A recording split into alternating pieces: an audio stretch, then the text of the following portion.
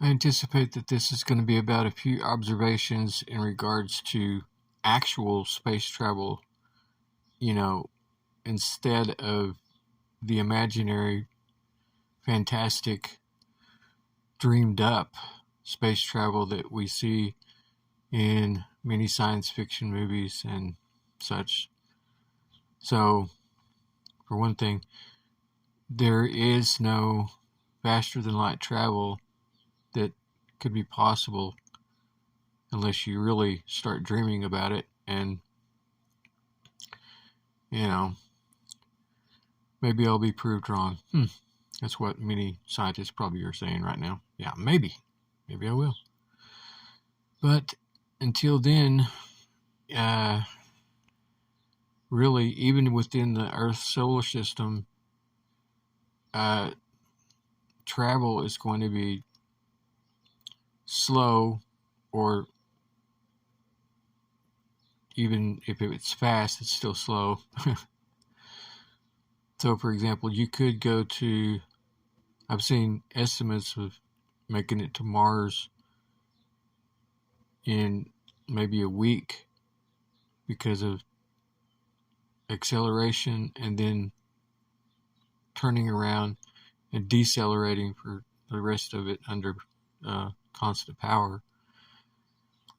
But if you do not have the constant power engines, it will take like 9 months, I believe. Well, anyway. And that's just to Mars. And so if you get to the more distant planets, which you question, besides exploration, why would you want to go there anyway? I mean, really. Maybe to collect elements, gases, and such. Yeah, that's a possible reason. But as far as colonization,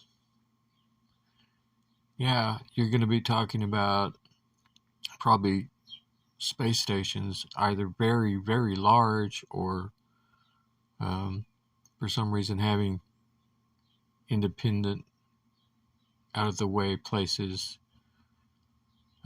way stations, kind of like in the old Western days of stagecoach lines having stations set up periodically, or train stations.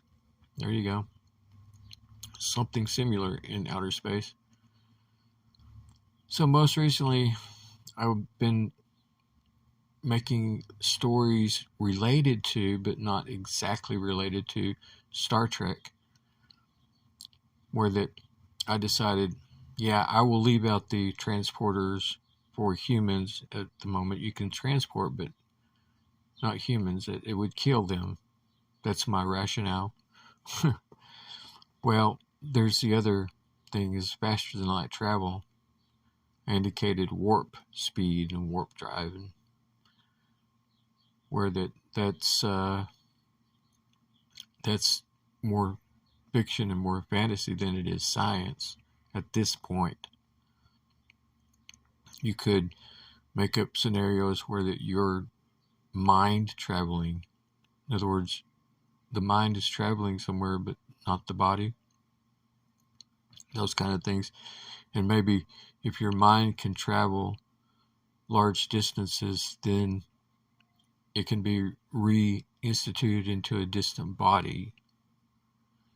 That you can really get far out with that one.